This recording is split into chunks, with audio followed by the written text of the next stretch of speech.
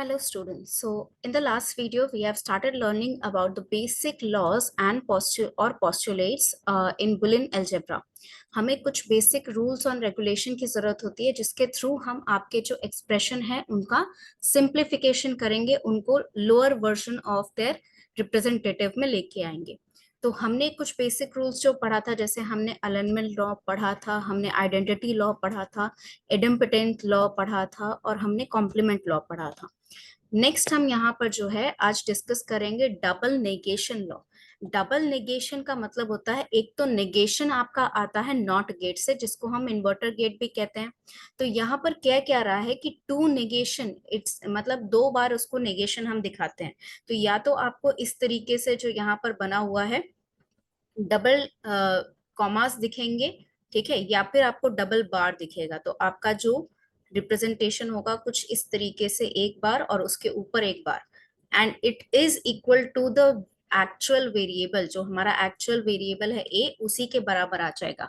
कैसे आ जाएगा वो जरा हम देखते हैं। मान लीजिए ये मेरा इनपुट है ए, इसको मैंने डाला एक नॉट गेट में, ठीक है, थोड़ा सा सीधा कर लीजिएगा अपनी तरफ से। तो इसका जो यहाँ पर रिजल्टेंट आएगा that will be A bar. That means if A is zero in the initial stage, यहाँ पर इनपुट स्टेज पर जो है मेरा, अगर ए जीरो है उस स्टेज पर मेरे को ए बार में क्या मिलेगा, 1 मिलेगा। इस ए बार को मैंने और एक बार एक नॉट गेट में डाल दिया, एक नॉट गेट मैंने पहले बनाया था, उसमें अब ए बार का ए बार गया, यानी डबल बार हमने इसके ऊपर लगा दिया। अब डबल बार लगाने से क्या होगा कि एक बार मुझे यहाँ पर मान लीजिए जीरो मिला था, जीरो मैंने इनपुट दिया था तो मुझे 1 मिला था। तो 1 का अगर मैं नेगेशन करती हूँ, इन्वर्ट करती हूँ, तो मुझे जीरो ही मिलेगा, जो कि हमारा इनिशियल वैल्यू से मैच करता है, यानी कि ए जैसा था वैसा ही हमें ए डबल बार मिलेगा। तो वही आपका डबल नेगेशन लॉ है कि अगर हम किसी भी वेरिएबल पर दो बार नॉट गेट लगाते हैं या फिर दो बार नेगेशन करते हैं, उस केस में आपका जो ये वैल्यू है वो ओरिजिनल वैल्यू की तरह आ जाएगा। मतलब जो ओरिजिनल वैल्यू बस आपकी थी, ए जीरो था तो ए जीरो हो जाएगा, या ए था ए बार डबल बार हमने लगाया था तो ए हो जाएगा। ठीक है, I hope you understand what we are talking about. Now, let's move on to the next law, that is commutative law. Commutative law आपने जो है रेशनली भी पढ़ा होगा, आपके जो बेसिक मैथमेटिक्स में आपने ये चीज पढ़ी होगी, जो अलजेब्रा वहां पर आपने पढ़ा था, वो सेम अलजेब्रा में यहाँ पर जैसे कम्यूटेटिव लॉ यूज होता है वैसे ही यहाँ पर यूज होता है कि अगर हम एक वेरिएबल को जो है ए प्लस बी कर रहे हैं, ठीक है, ए प्लस बी हमने किया, तो उस a प्लस बी में क्या होता है कि हम इसको b प्लस ए भी लिख सकते हैं, क्योंकि अगर हम 5 को 2 से ऐड करें या 2 को 5 से ऐड करें तो उसमें कोई डिफरेंस नहीं है। सेम वे हम यहाँ पर 0 और 1 को और गेट में डालें या फिर 1 और 0 को और गेट में डालें, हमें डिफरेंस नहीं, हमें वेरिएबल जो है सेम मिलेगा। सेम वे अगर हम एंड गेट की तरफ बढ़े तो एंड गेट में एक इनपुट मेरा 0 जा रहा है, एक 1 जा रहा है, दोनों 1 जा रहे हैं, या एक इनपुट, कौन सा इनपुट मैंने 0 डाला, कौन सा इनपुट 1 डाला, इससे कोई मैटर नहीं करता। मेरे पास जो कॉम्बिनेशन आ रहा है उसके अकॉर्डिंग, हमने जो ट्रुथ टेबल पढ़ा था उसमें कॉम्बिनेशन मैटर करता है, मतलब कॉम्बिनेशन ऑफ टू इनपुट्स क्या आ रहे हैं उस पर डिपेंड करेगा मेरा आउटपुट। कौन सा इनपुट मैंने 1 डाला है, कौन सा इनपुट 0 डाला है, उससे कोई फर्क नहीं पड़ता। तो इसीलिए सेम वे यहाँ पर जो आपका और गेट एंड गेट भी है, उसमें भी आप जो है ए डॉट बी लिखे चाहे बी डॉट ए लिखे, दोनों ही सेम चीज रिप्रेजेंट करता है, इसमें कोई भी बहुत ज्यादा डिफरेंट नहीं है। कम्यूटेटिव लॉ को अगर आप प्रूफ करना चाहें, अगर आप इन सारे लॉज को प्रूफ करना चाहें तो आप जैसे यूजुअली हम लोग मैथमेटिक्स में थ्योरम प्रूफ करते हैं, ठीक है, हम अज्यूम कर लेंगे कि हमें प्रूफ करना है A plus B is equal to B plus A. तो let us assume A is equal to 0 and B is equal to 1, ठीक है। अब इसको 0 प्लस 1 या 0 और 1 को अगर हम डालते हैं तो और गेट में क्या होता है कि एक भी इनपुट मेरा 1 जाएगा तो 1 आएगा रिजल्टेंट, तो 0 प्लस 1 अगर डाला तो रिजल्टेंट 1 आया। सेम वे अगर मैंने RHS में चेक किया विच इज b प्लस 1, तो b मेरा 1 है, तो 1 प्लस 0 भी मैंने किया तो भी मेरा रिजल्टेंट 1 ही आया। तो आप उस तरीके से उसको प्रूफ कर सकते हैं, उसमें कोई बड़ी बात नहीं है। You can go ahead and make your self particular sheet. आप एक पर्टिकुलर शीट बना लीजिए, चाहे एक कॉपी बना लीजिए, उसमें आप रूल्स रेगुलेशन तो लिखें ही, साथ में उसका प्रूफ भी लिख दें, ताकि आपको पता रहे कि ये चीज होती कैसे। नाउ नेक्स्ट है हमारा एसोसिएटिव लॉ। एसोसिएटिव लॉ हमने पढ़ा था again in basic mathematics algebra, where you can multiply the brackets that are kept into the two variable। जो दो वेरिएबल्स जिसको ब्रैकेट में रखा जा रहा है, उन दो वेरिएबल्स को हम शफल कर सकते हैं, क्योंकि तीसरा वेरिएबल भी बाहर बैठा है। तो हमने क्या किया कि ब्रैकेट्स को हम शफल क्यों कर सकते हैं यहाँ पर, क्योंकि अगेन कम्यूटेटिव लॉ में हमने देखा कि हम चाहे बी को ए से ऐड करें, चाहे ए को बी से ऐड करें, उसमें कोई डिफरेंस नहीं रहता है।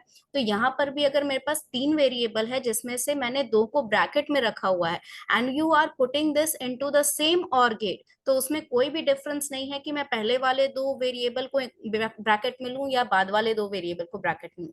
Even if we have 5 variables that are going into the OR gate, let's say we have A B C D and E, 5 मेरे पास वेरिएबल है, उसको मैंने और गेट में डाला, तो उसको जब एक्सप्रेशन में मैं लिखूंगी, मैंने अगर ए बी को ब्रैकेट में डाला, मैंने डी ई को ब्रैकेट में डाला, सी बी को ब्रैकेट में डाला, कोई फर्क नहीं पड़ता, बिकॉज ये सारे ही और गेट के मेरे इनपुट है और एक ही साथ उस और गेट में जाएंगे और सिंगल आउटपुट मुझे देंगे। तो इसको मैं चाहे इस वर्जन में लिखूं, चाहे इसको मैं अलग वर्जन में लिखूं, डजंट मैटर। सेम आपका एंड गेट में भी मैं 5 वेरिएबल्स, 10 वेरिएबल्स, कितना भी वेरिएबल्स रखूं और किसी को भी ब्रैकेट में रखूं, इससे मैटर नहीं करता।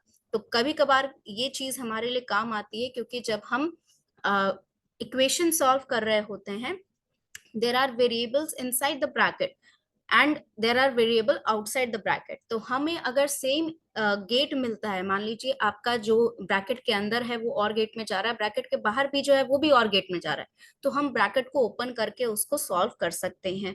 मान लीजिए मेरा जो एक्सप्रेशन है that is the combination of and an or gate. ठीक है, मान लीजिए A B plus B C है एंड प्लस ए सी है। ठीक है, तो मैंने बी सी प्लस ए सी को जो है ब्रैकेट में डाल दिया, and we have A B at the other side, तो मैं ब्रैकेट ओपन कर सकती हूँ, that is not a difficult thing, और उससे कुछ चेंज नहीं होगा। सो बिकॉज ऑफ दैट आप एसोसिएटिव प्रॉपर्टी कहीं भी यूज कर सकते हैं सॉल्यूशन प्रोवाइड करने के लिए। Now the next property is distributive law। distributive law आपके बहुत काम आता है, not even the RHS but the LHS also। sometime हमें RHS मिलता है और उससे फिर हम LHS निकाल सकते हैं, जिसके थ्रू हमारा सिंप्लीफिकेशन ज्यादा हो जाता है, यानी कि हमारे जो एक्सप्रेशन है उसका हम सिंप्लीफिकेशन कॉमन निकाल के कुछ रिड्यूस कर दिया हमने, या डबल नेगेशन लगाकर वेरिएबल का बार हटा दिया, कुछ ना कुछ मैंने उसमें कर दिया जिससे सिंप्लीफिकेशन ज्यादा आसानी से हो जाता है। तो डिस्ट्रीब्यूशन लॉ आप बहुत ध्यान से पढ़ें।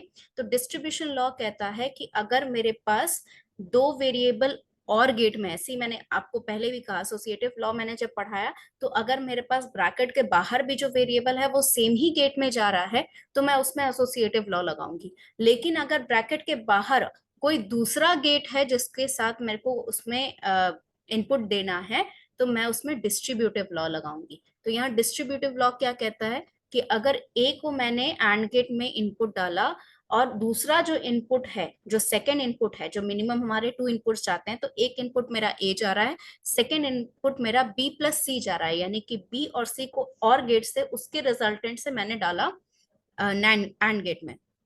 अब इसको मैं किस तरह लिख सकती हूँ, इसको मैं लिख सकती हूँ A dot B plus A dot C, मतलब ए को मैंने डिस्ट्रीब्यूट कर दिया बी प्लस सी में। ठीक है, यही चीज हम मल्टीप्लीकेशन में भी कर सकते हैं। अगर ए प्लस बी डॉट सी है, तो उसको, उस ए को हम बी और सी में, बी डॉट सी में डिस्ट्रीब्यूट कर देंगे, A plus B dot A plus C, दोनों सेम चीज है। लेकिन इसको याद रखना बहुत इंपॉर्टेंट है, क्योंकि ये चीज अगर आपको याद रहेगी, plus do not always look up in the equation for the LHS. मतलब कई बार मैंने स्टूडेंट्स को देखा है कि वो इस रीजन को, ये जो आपका पार्ट होता है ना, सिर्फ इसी को इक्वेशन में ढूंढते हैं कि मैम ये तो है नहीं, हम डिस्ट्रीब्यूशन लॉ कैसे लगाएं। अरे भाई, डिस्ट्रीब्यूशन लॉ आप आरएचएस से भी लगा सकते हैं, हो सकता है आपके इक्वेशन में ये चीज दिया गया हो। अगर ये चीज दिया गया है तो आप इसको डिस्ट्रीब्यूशन में एलएचएस में कर दो। ठीक है, जो भी चीज आप कर सकते हो वो रिडक्शन के लिए पॉसिबल अगर है, अगर रिड्यूस हो रहा है, जैसे मान लीजिए यहाँ पर कुछ मैंने इसको डिस्ट्रीब्यूशन लॉ से मैंने इसको इस तरीके से लिख दिया, और हो सकता है आगे जो आपका होगा that will include you, that will help you into the simplification, कुछ ना कुछ हट जाएगा, कुछ ना कुछ वहां पर जीरो हो जाएगा, कुछ वन हो जाएगा, समथिंग और the other will happen, and because of that आपका गेट जो है या आपका जो नंबर ऑफ वेरिएबल्स है वो रिड्यूस हो जाएंगे। तो do not always look for the LHS, also look for the RHS. ये चीज मैं एसोसिएटिव और कम्यूटेटिव लॉ के लिए भी कहूंगी कि जब भी आपको इस तरीके के वेरिएबल्स मिलते हैं, you can also turn it into the opposite side. जरूरी नहीं है कि आपको डबल नेगेशन जो मिल रहा है, तो डबल नेगेशन दिखेगा तभी आप उसको ए में लिख दोगे या उसका ओरिजिनल वेरिएबल लिख दोगे। आपको अगर ओरिजिनल वेरिएबल को भी डबल नेगेशन करना है तो आप वो भी चीज कर सकते हो। Sometimes it helps in to simplification of the variable, sorry expression. Last one आज का वीडियो का आपका जो लास्ट लॉ है दैट इज अब्जॉर्प्शन और सेकेंडरी लॉ। अब्जॉर्प्शन लॉ आपके लिए बहुत इंपॉर्टेंट है क्योंकि यहाँ पर जो है काफी सारे वेरिएबल्स अपने आप सॉल्व हो जाते हैं। यहाँ पर a dot a plus B है, इसको हमने a लिख दिया। क्यों a लिख दिया ये मैं आपको बताना चाहूंगी। ठीक है, लेट्स से आपका ये जो है इस फॉर्म में जो आपको दिख रहा है, ये हमें कुछ कुछ डिस्ट्रीब्यूटिव लॉ जैसा दिख रहा है, जो हमारा पहला इक्वेशन है। यहाँ पर फर्क ये है कि आपका जो ब्रैकेट में b प्लस सी था वहां पर a प्लस बी लिखा हुआ है। तो हम इसको डिस्ट्रीब्यूटिव लॉ लगा के देखते हैं। ठीक है, मैं यहाँ सॉल्व कर रही हूँ साइड में। डिस्ट्रीब्यूटिव लॉ लगा के देखते हैं हम। यहाँ पर a डॉट a, ठीक है, प्लस a डॉट b, ठीक है, हमने इसको लगा दिया। ये चीज हमने सिंप्लीफाई कर दी। ठीक है, अब यहाँ देखिए, यहाँ पर ये वाला जो टर्म है, ए डॉट ए वाला जो टर्म है, ठीक है, ये हमने कहाँ पढ़ा था, ये मैं आपको दिखाना चाहती हूँ। हमने पढ़ा था यहाँ पर इडेम्पोटेंसी लॉ में। क्या है हमारे पास कि ए डॉट ए रहेगा तो मेरे पास रिजल्टेंट ए ही आएगा। तो हम यहाँ वापस आते हैं, तो यहाँ पर रिजल्टेंट क्या निकला इसका, इसको मैंने इक्वेट कर दिया, या इसको मैं इक्विवेलेंट लिख सकती हूँ ए प्लस ए डॉट बी, ये लिख सकती हूँ मैं। ठीक है, अब देखिए यहाँ से b कैसे हट गया या b कैसे यहाँ पर डिसॉल्व हो जाता है, एब्जॉर्ब हो जाता है, वो देखिए। मैंने दोनों इक्वेशन में से a कॉमन ले लिया। ठीक है, दोनों जो मेरे टर्म है और गेट में जाने वाले इनपुट, उसमें से मैंने एक कॉमन ले लिया। एक कॉमन लेने के बाद यहाँ तो वन ही बचेगा बस, क्योंकि सिर्फ a है। ठीक है, प्लस यहाँ क्या बचेगा, b बचेगा। ये हो गया मेरा b। ठीक है, अब यहाँ देखिए a प्लस बी वाला जो ये वाला टर्म है, a प्लस बी वाला जो टर्म है, इसको कहीं देखा देखा आपको लग रहा होगा। कहाँ देखा देखा लग रहा है, यहाँ देखिए, वापस आइए यहाँ पर। This is your annulment law, a plus one is a। तो अब a plus one is one, तो इसको हम क्या कर देंगे, वन प्लस बी को हम क्या कर देंगे, तो ये आपका हो जाएगा a डॉट वन। ठीक है, अब ए डॉट वन भी आपको देखा देखा लग रहा है, क्योंकि आपने पढ़ा है, ये चीज कहाँ पढ़ा है, आइडेंटिटी लॉ में पढ़ा है। देखिए ए डॉट वन इज ए, तो ये आपका आ गया रिजल्टेंट ए।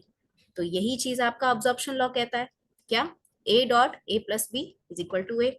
ठीक है, तो इसी तरह से देखिए, यही मेथड्स जो मैंने यूज किए अभी आपके सामने, यही मेथड्स यूज करके आपको जो है एक्सप्रेशन का सॉल्यूशन करना है।